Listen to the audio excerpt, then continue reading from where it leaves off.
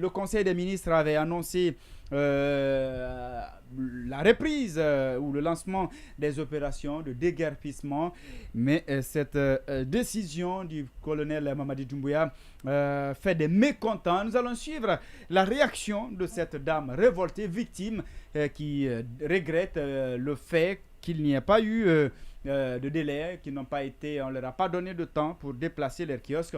On va l'écouter, on revient juste après pour le commentaire. C'est pas normal. Nous avons été informés hier. Ils devaient attendre jusqu'au dimanche à ce que nous déplaçons nos kiosques. Nous avons déplacé nos kiosques. Nous avons enlevé nos kiosques, mais malgré tout ceci, les gens là, ils ont cassé tous nos kiosques. Hein? Ça, ce n'est pas normal.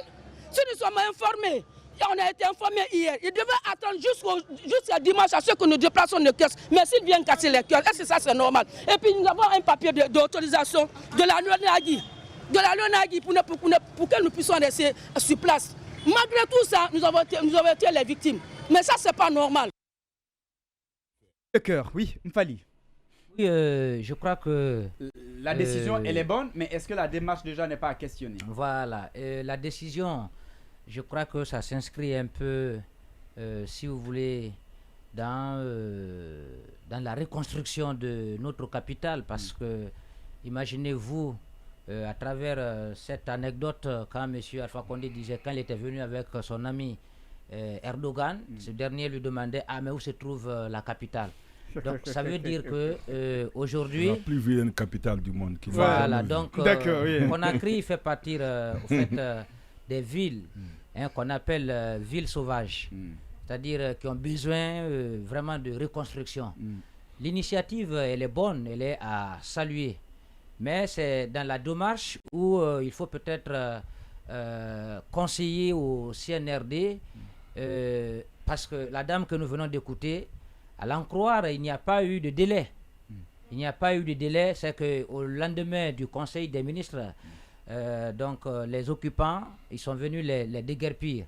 Alors que, même sur la base de la loi, quelqu'un qui occupe, que ce soit une maison ou quoi, il faut lui donner un délai afin qu'ils puissent vraiment se préparer et chercher où aller.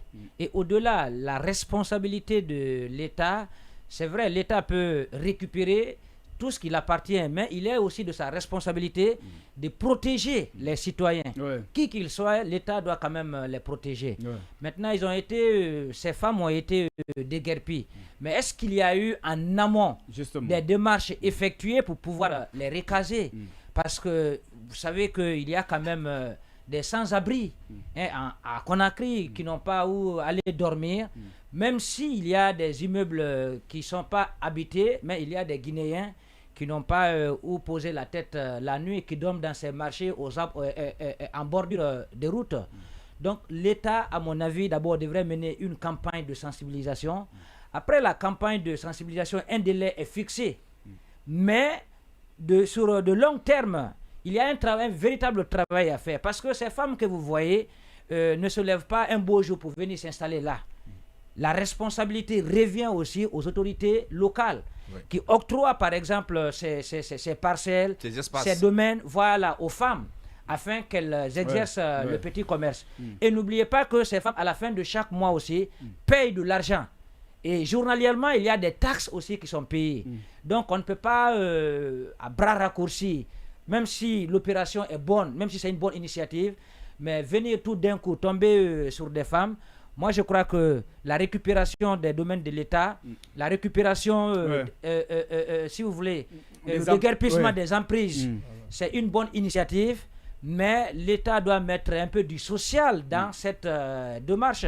Parce que ces Guinéens et ces Guinéennes aujourd'hui qui viennent de perdre leur emploi, il est de la responsabilité normalement à l'État de leur offrir encore de l'emploi, ce qui n'est pas en train d'être fait.